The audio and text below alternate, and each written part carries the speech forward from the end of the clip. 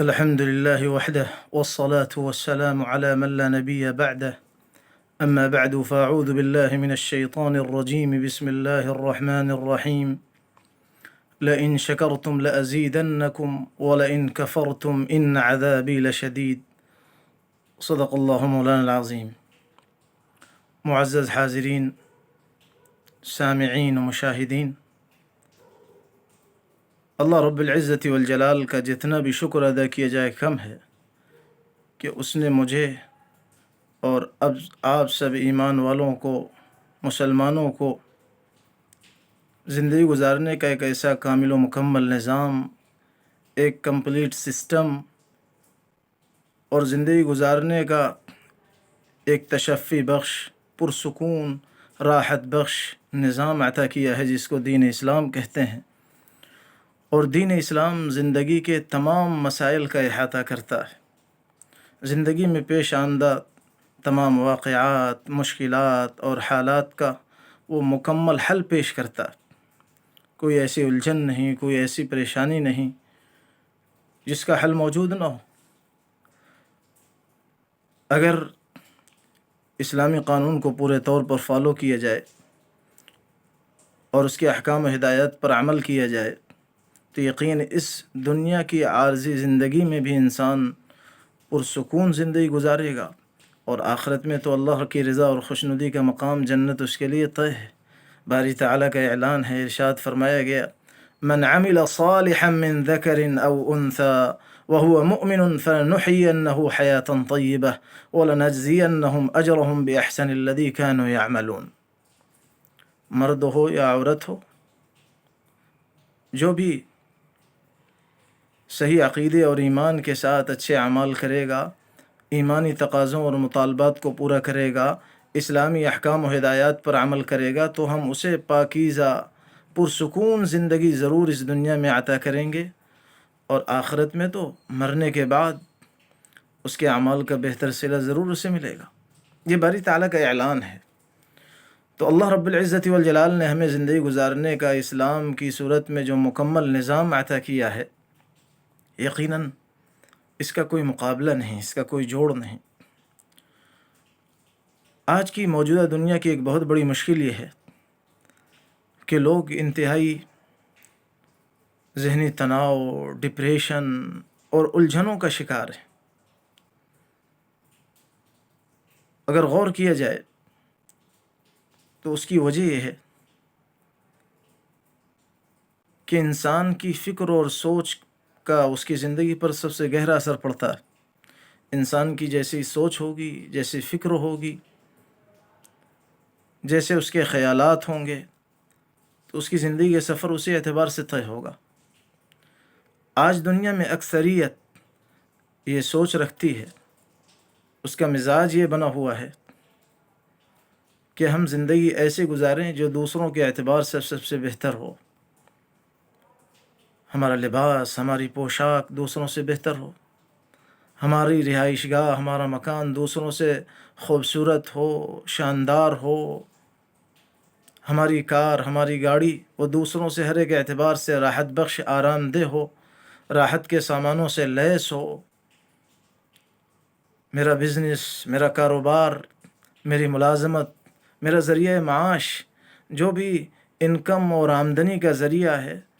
تو وہ ایسا ہو جو دوسروں کے لیے قابل رشک ہو۔ اور انسان کو جو موجودہ نعمتیں اللہ کی طرف سے بے شمار حاصل ہیں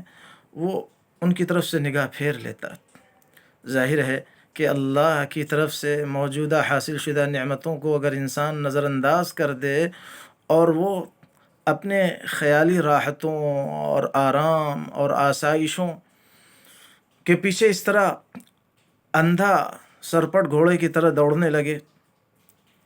تو پھر اس کے نتیجے میں اگر اس کے ذہن میں مایوسی پیدا ہو، ذہنی تناؤ پیدا ہو،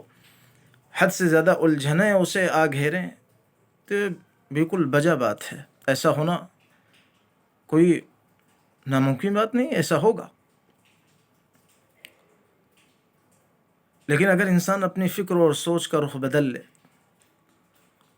اور اسلام کے نظریے سے اگر ہم دیکھیں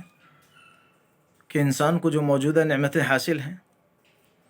وہ ان کو اپنے سامنے رکھے، ان پر اللہ رب العزت والجلال کا شکر ادا کرے، تو پھر اس کے نتیجے میں اللہ کے وعدے کے مطابق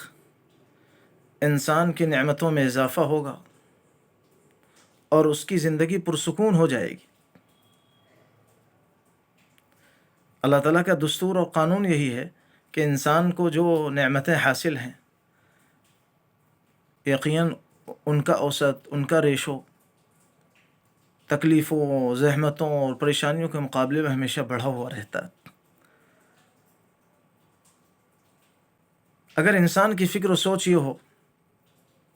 کہ ٹھیک ہے، اگر میرے پاس دولت کی ریل پیل نہیں ہے، بہت زیادہ میرے پاس دولت نہیں، لیکن اللہ رب العزت والجلال نے مجھے نیک اولاد عطا کر رکھی ہے، اگر میرے پاس بہت بڑا کوئی کاروبار نہیں ہے، لیکن اللہ نے مجھے صحت مند جسم عطا کیا ہے، وہ جسم عقل جیسی عظیم نعمت ہے کہ شریعت کے دائرے میں اگر اس عقل کا استعمال کیا جائے تو انسان دنیا کو اپنے قبضے میں کر لیتا ہے۔ وہ خدا کی عطا کردہ مشین جسم کہ جس میں دیکھنے کی صلاحیت ہے، اس بینائی کی نعمت ان سے پوچھو کہ جو اس سے محروم ہیں، جنہوں نے اپنے ماں باپ کی کبھی تصویر نہیں دیکھی، جنہوں نے آسمان نہیں دیکھا، جنہوں نے زمین نہیں دیکھی،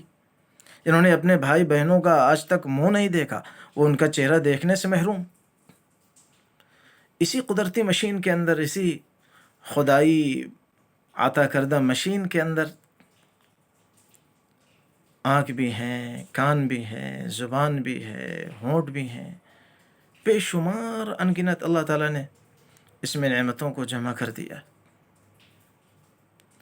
قرآن پاک میں اللہ نے فرمایا أَلَمْ نَجْعَلْ لَهُ عَيْنَيْنِ وَلِسَانًا وَشَفَتَيْنِ وَهَدَيْنَاهُ النَّجْدَيْنِ، انسان کو ہم نے زبان عطا کی، دو ہونٹ دیے، ہم نے اس کو دو آنکھیں دی۔ إِنَّ السَّمْعَ وَالْبَصَرَ وَالْفُؤَادَ كُلُّ أُولَئِكَ كَانَ عَنْهُ مسؤولا، یہ کان، یہ آنکھ، یہ دل و دماغ، یہ سب اللہ کی عظیم نعمتیں، ان کے بارے میں پوچھا جائے گا کہ ان نعمتوں کا استعمال کیسے کیا۔ تو موجودہ نعمتوں کو اگر سوچا جائے اور جو نعمتیں فی الحال حاصل نہیں ہیں، جائز طور پر اگر ان کے لیے کوشش کی جا سکتی ہے تو اس کے لیے کوشش کی جائے، اور اللہ رب العزت والجلال سے آہوزاری کی جائے، گڑ گڑایا جائے، ان سے مانگا جائے، ان سے فریاد کی جائے، ان سے لو لگائی جائے، تو یہ وہ صحیح طریقہ ہے جس کے ذریعے سے انسان کو ذہنی سکون حاصل ہوگا اور اس کی زندگی پرسکون ہوگی۔ حالات میں، مشکلات میں وہ گھرا ہوا ہوگا، لیکن اس کے باوجود اس کی زندگی پرسکون گزرے گی، اس کا دل مطمئن رہے گا کہ جس مالک نے پہلے اچھے حالات میں رکھا وہ بھی اچھے حالات میں رکھے گا۔ جب انسان کی فکر اور سوچ کا رخ بدل جائے اور وہ موجودہ نعمتوں کو اگر نظر انداز کرنا شروع کر دے، اور جو اس کی خیالی اپنی آرزوئیں ہیں، راحتیں ہیں، آسائش کی شکلیں اور صورتیں ہیں، وہ انہی کو حاصل کرنے کے پیچھے پاگل ہو جائے، تو پھر اس صورت میں ظاہر ہے کہ بے سکونی یہ اس کا لازمہ ہے، یقیناً وہ بے سکون ہوگا، اس کو سکون حاصل نہیں ہو سکتا۔ لیکن اگر وہ موجودہ نعمتوں کو دیکھے تو پھر اس کے نتیجے میں اس کے دل میں شکر کے جذبات پیدا ہوں گے، اور جائز دوڑ و دھوپ اور جائز تدبیروں اور کوششوں کے نتیجے میں جو اللہ اسے نعمتیں عطا کر دے گا، جو اسے راحت اور دولت عطا کر دے گا، تو وہ اس پر راضی ہوگا، وہ اس پر خوش ہوگا، اس میں قناعت کی صفت پیدا ہو جائے گی، ورنہ تو پھر اس میں ناشکری کے جذبات پیدا ہوں گے، وہ شکوے شکایات کرے گا، اللہ کے فیصلوں پر اعتراض کرے گا۔ ایک غریب شخص کہیں بھیک مانگ رہا تھا،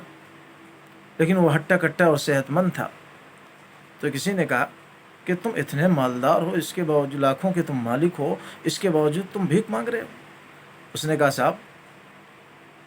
میرے پاس تو اتنی دولت نہیں۔ اس نے کہا اچھا یہ بتاؤ،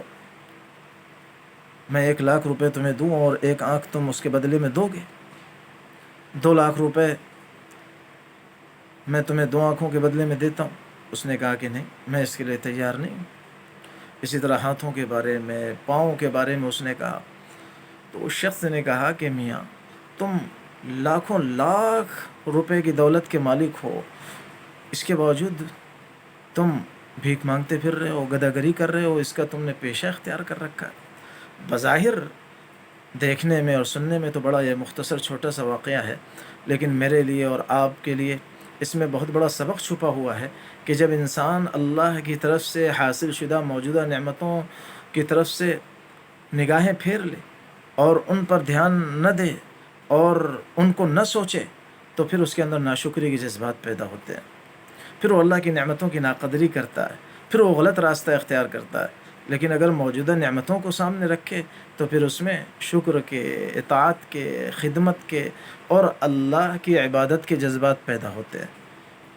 تو میرے دوستو، آج کے اس فتنے بھرے دور میں،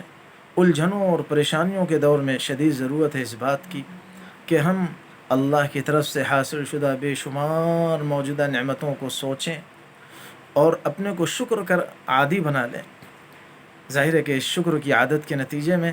اللہ کی طرف سے وعدہ ہے کہ اگر تم شکر بجا لاؤ گے، نعمتوں کی قدر کرو گے، میرے حکموں کے مطابق ان کا استعمال کرو گے، غلط اور ناجائز ان کا استعمال نہیں کرو گے، تو میں ان نعمتوں کو بڑھاؤں گا، آخرت میں اس شکر کا بہترین انعام اور صلہ عطا کروں گا۔ یہ اللہ کا وعدہ ہے، اور اس کے ساتھ ساتھ تمہاری زندگی وہ انتہائی پرسکون گزرے گی، تمہارا قلب مطمئن رہے گا،